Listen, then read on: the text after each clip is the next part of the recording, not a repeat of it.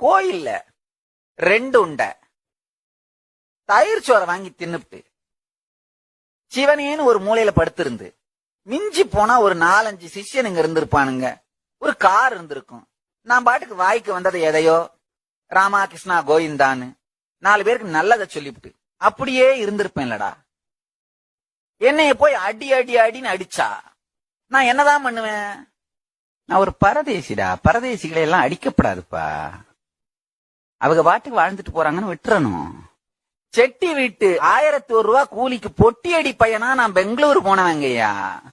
அங்கேயும் இருக்க விடாம அடி அடி அடின்னு ரவுண்டு கட்டி அடிச்சா நான் என்னத்தான் பண்றதுங்கய்யா? கண்ணிறக்க நானும் அண்ணாமலையார பார்த்து மனசு நிறக்க அவரை நினைச்சு வாழ்ந்து செத்து போயிருப்பனேடா. என்ன ஏன்டா இவ்வளவு பெரிய ஆளா ஆக்குனீங்க? எதுவானாலும் சரி மீனாட்சி மீனாட்சின்னு கூப்பிடுங்க. உடனே அம்மா வந்து அருள் பண்ணுவா. என்னாச்சு என்ன